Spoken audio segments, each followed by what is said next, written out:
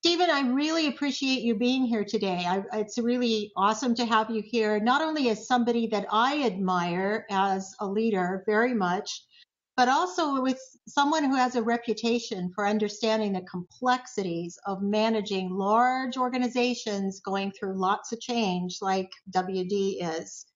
So, welcome today to our Avanti Voice of the Leader series. Thanks for being here. Hi, thank you, Rita. Really looking forward to doing this. I really appreciate you reaching out to me and asking me to participate in your process. So I'm looking forward to the end outcome being posted on your site. Thank you, Stephen. All right. Well, we're going to get a chance to talk about some of the things that matter most to you as a leader, which is fantastic. And I thought we might start at kind of the heart of who you are as a leader by asking the question, how describe how your own values impact your leadership approach. Okay, yeah, I have some pretty straightforward, simple values. My core values are transparency, honesty, and of course my family. My family is very important to me. As a leader, you need to be able to treat your people as if they are your extended family. So to me, I treat everyone that works for me the same way as I treat my family at home. I expect them because I'm open and honest with them, I expect the same in return, that open and honesty from my employees.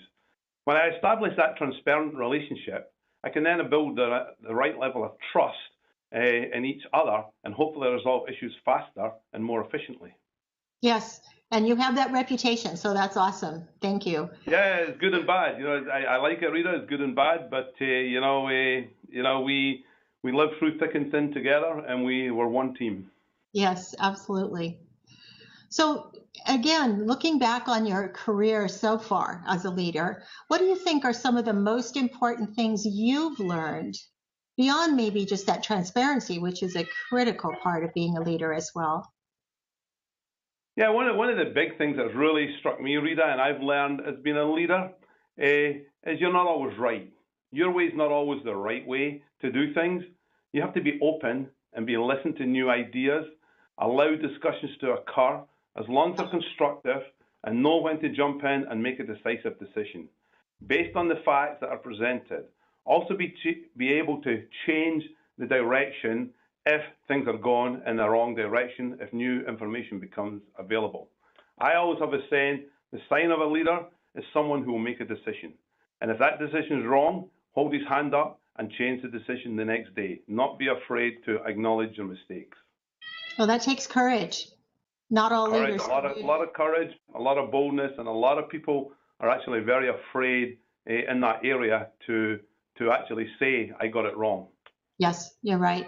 Well, that courage I is think you get more credibility with your employees if you are willing to do that and take that position. Sure. And that, coupled with that transparency, gives you that engagement level with your employees. Yes, So, definitely. if you had to choose right now, that today, three most important capabilities that you believe are musts for leaders right now, what would those be? Oh, these are pretty simple things that naturally come to me, Rita. Number one is be humble. Don't get big-headed about your wealth, influence, or position as a leader. Be also passionate. We need to be passionate about what we do. If you're not passionate about your business, then you're in the wrong business. And also, we need to understand our strengths and our weaknesses.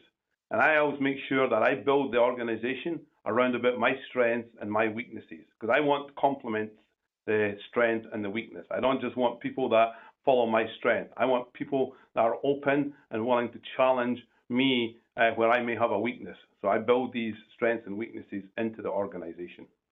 So you have direct reports that are actually have strengths in areas that you don't consider strengths for yourself.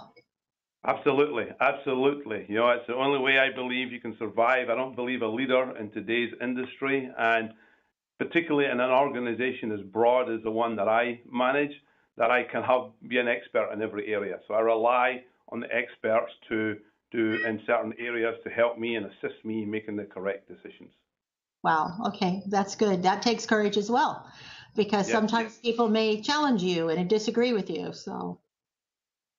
So, kind of building on that question, that's today, those attributes such as humility.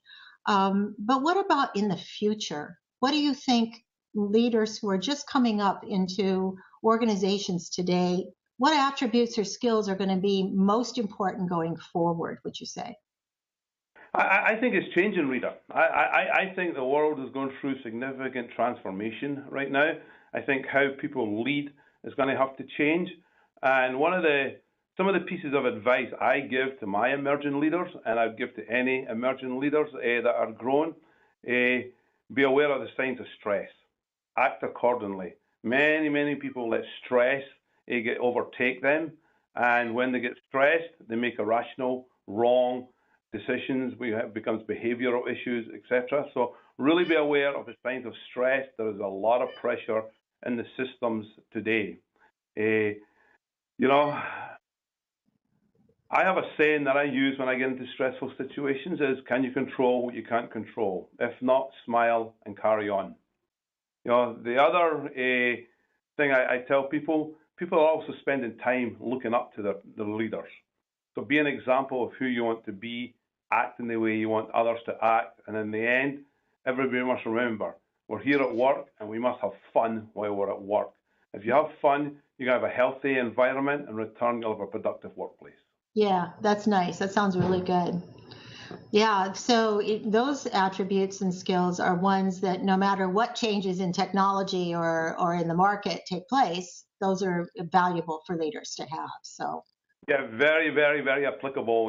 Right place, even in the home place as a leader at home. Very applicable to these situations. I've found as I've matured and grown older that growing up with my younger kids, if I had applied some of these principles, I would have been a better father and a better husband. Not that I was bad, but I used to at times let stress get ahead of me, and argue with my kids, particularly my daughter, and what's the point? You've got to let things go. Learn to let things go more and be more understanding.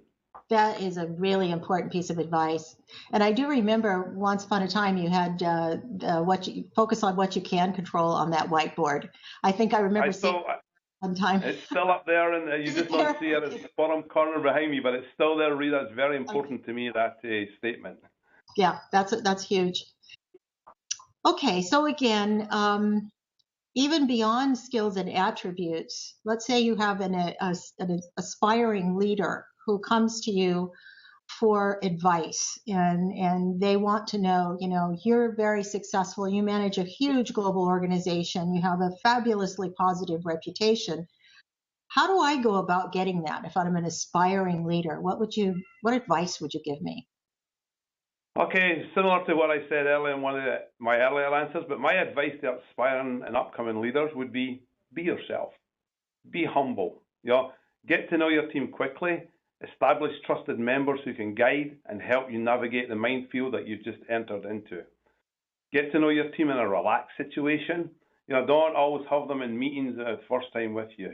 Go in, get them to be relaxed, learn your style, get to know them, get them to know you. The more trust you can establish with your team, the stronger and quicker the team will become more effective and a stronger leadership team. So I believe that trust is at the foundation of everything. So really get that two-way trust going with your team, then you can build a successful team. If you cannot get the trust, you cannot move to the next phases of a healthy team, which are conflict, etc. So build that trust. Yeah, build the trust. And sometimes it's not at work, it's maybe in a social setting, or it's having a little fun, it sounds like. Yeah, many of my one-on-ones, I normally start, I don't get into the work situations. I start the discussion around how's your family this week, how things went at the weekend, if it's a Monday morning one-on-one. And some one-on-ones turn into people just want to talk about their family and what's happened. And I'm okay with that, because that is a long way to building the trust. Then you can have the tough discussions within 3 or 4 minutes, where people are in a more comfortable and relaxed environment. Absolutely. So you bring a whole person, Stephen's the whole person that comes to work as a leader, and you look at your folks who work for you as whole people. Correct. Absolutely, Rita. It's the only way to do this. We are, I have a big say in the power of one. We're much stronger as one team and working together as one company than a bunch of individual people. Yeah.